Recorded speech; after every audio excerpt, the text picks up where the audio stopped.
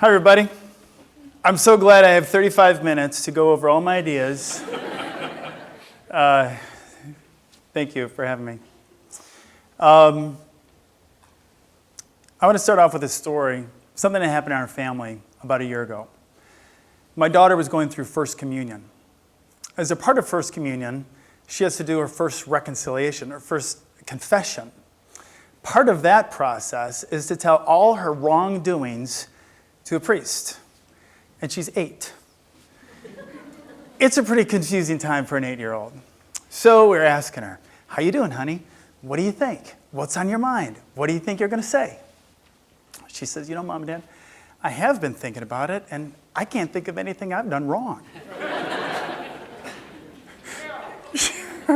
She's the oldest. We'll ask her brothers about that.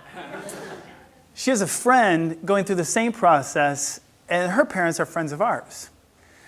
This friend, a little bit older, a little wiser, she has an older sibling, and those parents asked her the same thing. What are you going to say? What are you going to do? What's on your mind? She said, I've been thinking about it too, and I ain't saying nothing to nobody. It's like, perfect. That's the whole talk. It explained everything. That's pretty much the polarity that we can sometimes experience in work. Sometimes we're perfect. We think we ought to be running the place. Other times we're horribly flawed. We feel like, I'm just thankful to have a job. Those can't be the only two options. I thought you were applauding. That was good.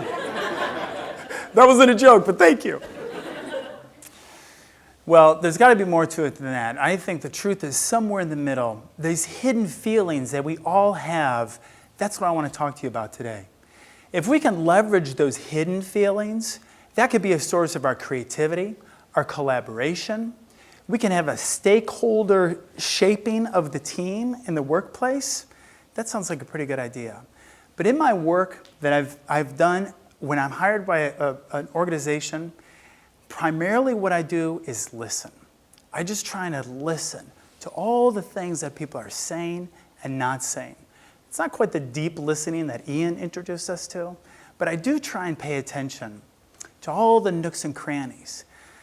And it's very rare that I hear someone on the team that says, you know what, it's my mistake, my fault, my bad, I'm really sorry, everybody. Here's what I'm doing to try and fix it. It just doesn't happen. People have trouble presenting anything other than their perfections or hiding their flaws.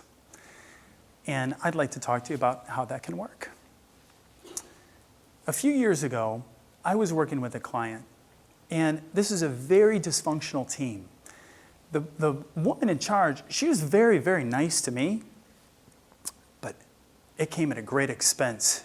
The work that she did, she was aggressive, she was a hard charger, she was abrasive, and administrators loved her. She found money in the budget, she got the schedule all aligned, she found ways to link the strategic goals with the strategic plans. Everything looked real good on paper, but it came at a great cost for her team.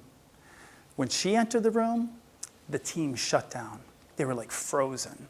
It got very chilly. There was a huge disconnect. Now the team members, they were talking to me all the time about what could be better, how things are going well, how things are going poorly. But when she walked in the room, it was like everything stopped. That seemed like a disconnect for me.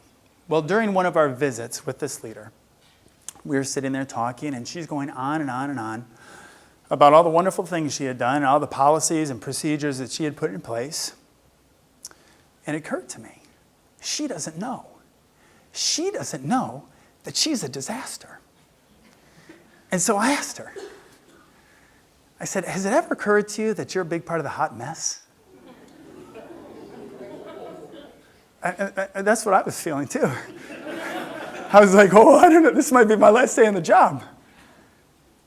But I think something happened for her. Maybe it's because we spent 2 months talking and I was just listening. I think something happened for her. She knew that she was causing a big problem. And when I asked that question, I just gave her a pathway. I just wondered with her, what happened? She started off in this field as very compassionate. That's why she chose to be in this field. But somewhere along the way, she drifted from who she was at her core to the person she had become. And during this conversation, she said something to me I'll never forget. She said, you know, in school, they bash your body up against the wall and your compassion just drips down to the side.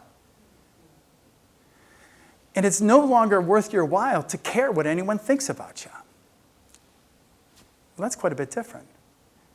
That puts the relationship in a totally different context than someone that's rude, aggressive, abrasive. Suddenly, when you hear that story, it gives it a deeper context. So I asked her, would you be willing to share this story with your teammates? And she wasn't too sure about that. But it became a pathway for her really to become liberated.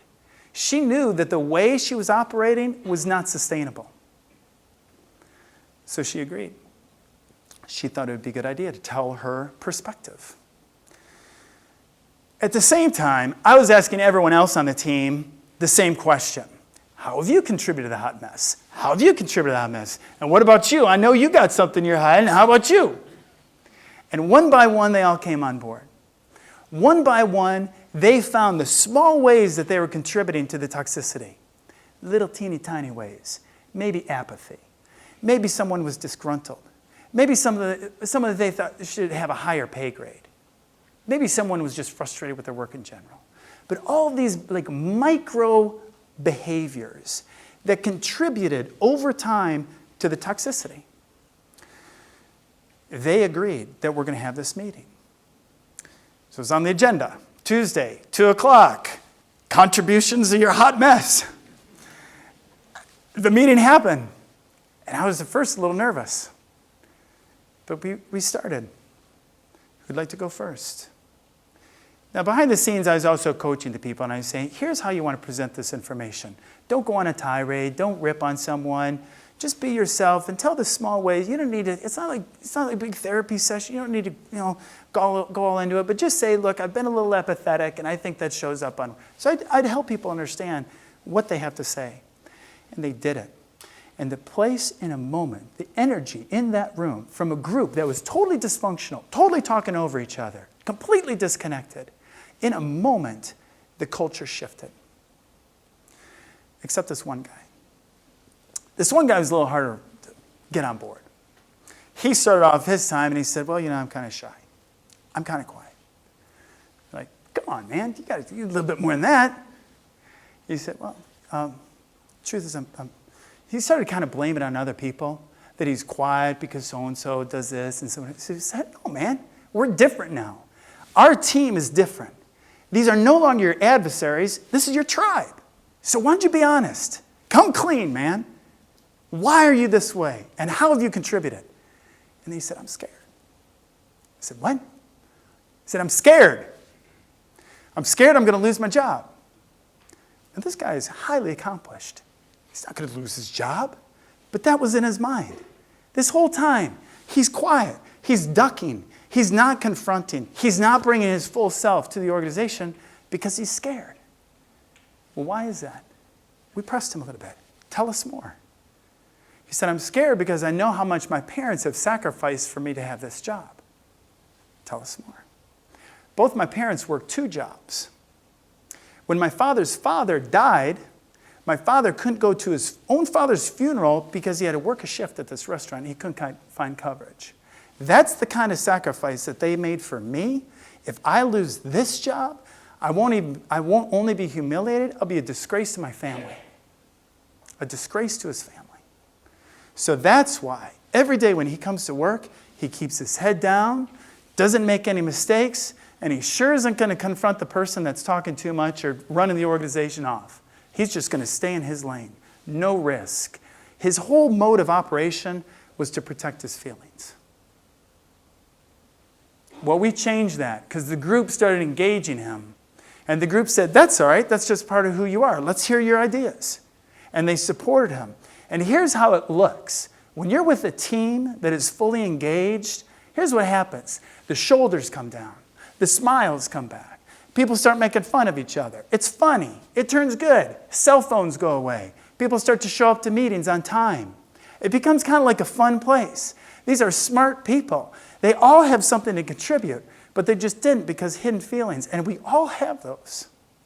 We all have these hidden feelings where we try and like protect our perfection and we hide our weaknesses. And that can change. It's not just my idea. The research says so. So in 2005, I conducted a study called The Utility of Constructive Inquiry. And it took place at a manufacturing facility. The proof is in the pudding. We can't just go around talking about feelings if we don't see an end result on the bottom line. So at this manufacturing facility, we had managers trained to ask 3 questions of their employees. And they asked these 3 questions over a 6-week period. And these 3 questions are pretty simple. What are you doing? What's the meaning of what you're doing? And what could you do differently? Now, this is at a manufacturing facility. We have people working on the line. And so when managers start asking their employees, what are you doing? What's the meaning? Well, could you do this? It sounds awkward. You know, it's like, burp, burp, burp. But over time, the employees understood that the managers actually care. The managers are actually interested to know about the employees' meaningfulness. And they're actually interested in what could we do differently to be more productive.